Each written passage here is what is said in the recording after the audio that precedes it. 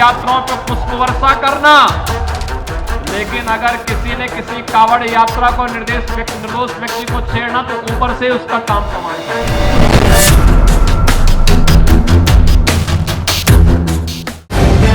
The live TV, सच सबसे आगे। दोस्तों, आज हम आपको दो वीडियो दिखाने जा रहे हैं, दो अलग अलग तस्वीरें दिखाने जा रहे हैं कि जिम्मेदार पदों पर बैठे हुए संविधान की शपथ लेने वाले किस तरीके से संविधान की धज्जियां उड़ा देते हैं, कानून की धज्जियां उड़ा देते हैं।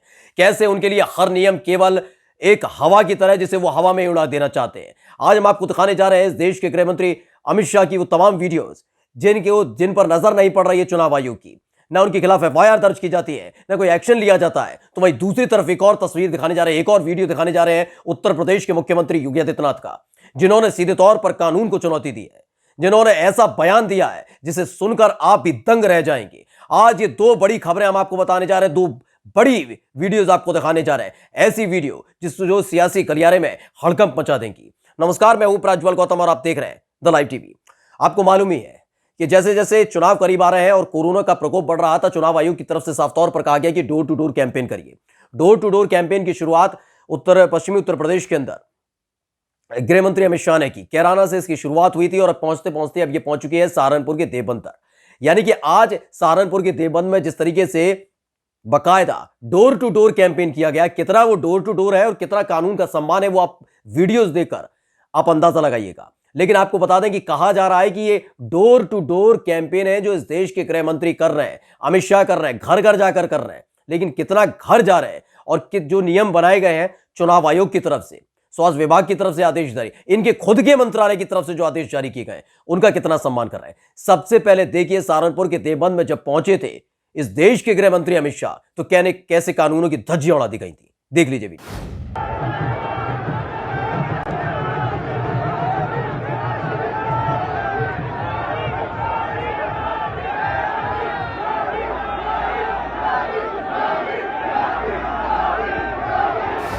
तो सिर्फ यही वीडियो नहीं है, अब आपको दिखाते हैं। दरअसल 10 लोगों की जो सीमा है वो तय की गई है, लिमिट केवल 10 लोगों की होगी। जब आप डोर टू डोर कैंपेन करेंगे तो 10 लोगों की सीमा होगी, 10 लोगों से ज्यादा होने नहीं चाहिए। जब वो देवबंद पहुंचे थे तो आपने देखा कि किस तरह से हुजूम देखने को मिल रहा था।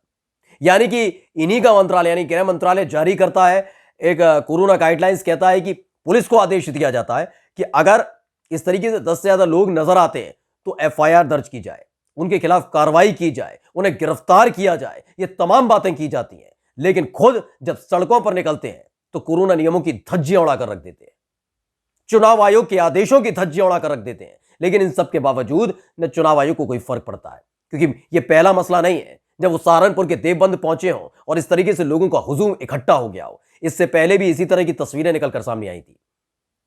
जब मुजफ्फरनगर पहुंचे थे वहां भी भारी तादाद में भीड़ नजर आती है। आप वीडियो देख लीजिए।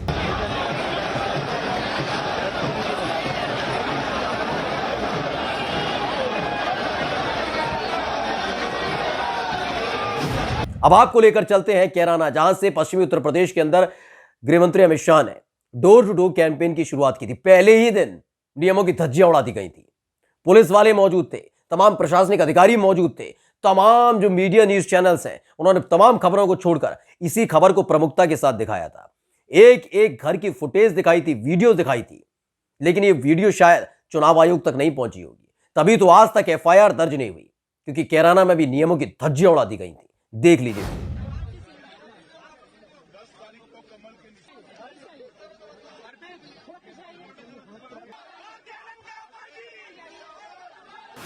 यही नहीं, अब गौतम बुद्ध नगर लेकर चलते। गौतम बुद्ध नगर का मतलब नोएडा।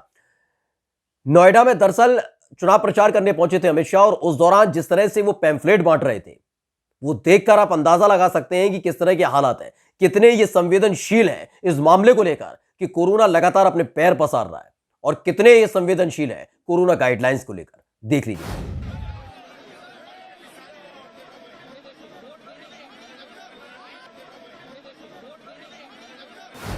तो देखिए वीडियो आपने। अब आपको दिखाते हैं दूसरी वीडियो जिसका हम जिक्र करने जा रहे हैं, यानी कि उत्तर प्रदेश के मुख्यमंत्री योगी आदित्यनाथ कैसे कानून को चुनौती देते हुए नजर आते हैं। यह वीडियो उनसे जुड़ा हुआ है।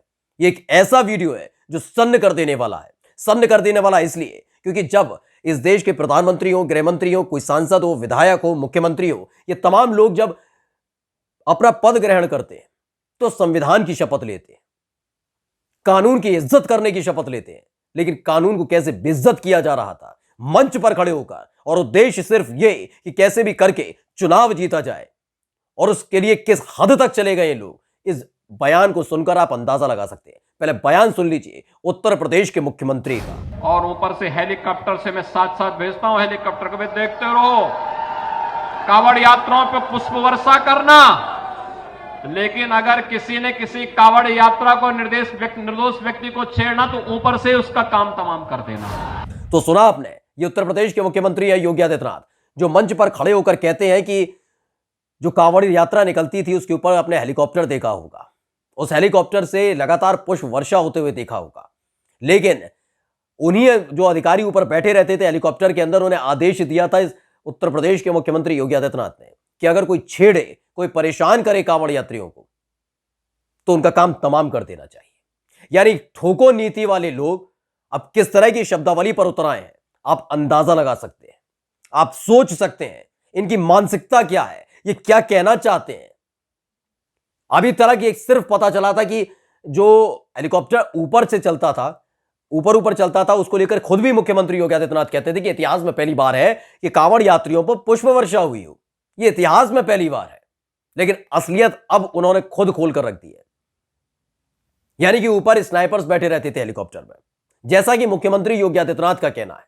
उनका कहना है कि उन्होंने साफ तौर पर आदेश दिए थे कि अगर कोई गलती से भी किसी कांवड़ यात्री को छेड़ दे तो उसका काम तमाम कर दिया है। काम तमाम का मतलब अगर शब्दावली आसान शब्दों में देखें तो उसे मार गिराया जाए, कि काम तमाम का मतलब होता ही यही है। आप बयान को सुन लीजिए, एक बार फिर से सुनिए कि किस तरह की शब्दावली का इस्तेमाल उत्तर प्रदेश के मुख्यमंत्री योगी आदित्यनाथ करते हैं। सुन लीजिए। और ऊपर से हेलीकॉप्टर से मैं साथ साथ भेजता हूं, हेलीकॉप्टर को भी देखते रहो। कावड़ यात्राओं पे पुष्प वर्षा करना, लेकिन अगर किसी ने किसी कावड़ यात्रा को निर्दोष व्यक्ति को छेड़ना तो ऊपर से उसका काम तमाम कर देना। देखा आपने, ये सब बातें ने क्यों करनी पड़ रही हैं, अब आपको हम बता देते हैं। दरअसल चुनाव बेहद करीब आ चुके हैं, जनता लगातार इनसे पूछ रही हो। जब भी ये पश्चिमी उत्तर प्रदेश में जाते हैं तो इनसे 3-4 सवाल पूछे जाते हैं। 3-4 सवाल में से एक तो पूछा था किसानों के लिए क्या किया। जब उनको आतंकवादी कह रहे थे, उग्रवादी कह रहे थे, ये तमाम बातें कही जा रही थी, उन्हें उनका पाकिस्तान कनेक्शन निकाला जा रहा था, उपद्रवी बताया जा रहा था, भाड़ी की भीड़ बताया जा रहा है, ये तमाम बातें कही जा रही, तब कहां थे।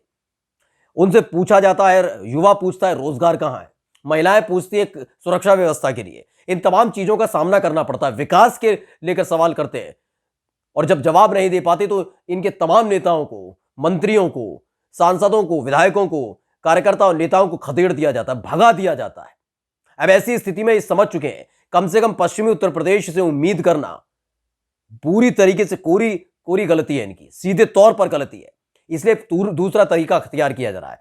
तरीका यह है कि कैसे भी करके जो लगातार भारतीय जनता पार्टी करती रही है, यानी कि हिंदू मुसलमान करने की तैयारी की जाए। इनके एक एक बयान को सुनिए, इनका एक एक बयान सुनिए जो सीधे तौर पर इस पर निर्भर है कि हिंदू और मुसलमान जब ये कहते हैं कि 80% लोग मुझे वोट करेंगे और 20% लोगों को वोट नहीं चाहिए। उत्तर प्रदेश का आप समीकरण उठाकर देखेंगे तो आपको पता चल जाएगा कि उत्तर प्रदेश में 20% है कौन, यानी मुसलमान है। तो इस तरह के लगातार भाषण दिए जा रहे हैं, लेकिन हकीकत यह है कि जब कोरोना नियमों की धज्जियां उड़ा दी जाती हैं उस दौरान उनके खिलाफ, यानी इस देश के गृह मंत्री के खिलाफ कोई मामला दर्ज नहीं किया जाता। एक्शन दूर की बात है, लगातार इस तरह के बयान देते हैं उत्तर प्रदेश के मुख्यमंत्री, लेकिन उनके खिलाफ कोई एफआईआर दर्ज नहीं की जाती, और यह काम लगातार किया जा रहा है। निष्पक्षता का राग अलापने वाला चुनाव आयोग यहां शांत क्यों हो जाता है, इसको लेकर अब सवाल उठने लगे हैं। विपक्ष सवाल उठाने लगा है, ये कैसी शब्दावली है, ये कैसी मानसिकता है जिस आधार पर आप चुनाव जीतने की बात करते हैं। क्योंकि अगर 5 बरस देखे जाए उत्तर प्रदेश के मुख्यमंत्री योगी आदित्यनाथ का कार्यकाल, तो दूसरे के कामों का फीता काटा है। केवल मंदिर बनाने की बात होगी, इनसे विकास के बारे में पूछ नहीं सकते। इन्होंने ऐसा कुछ नहीं किया, इसलिए इनको अब आकर ऐसे बयान देने पड़ रहे हैं और नियमों की और कानूनों की धज्जियां उड़ा रहे हैं। नमस्कार। द लाइव टीवी, सच सबसे आगे।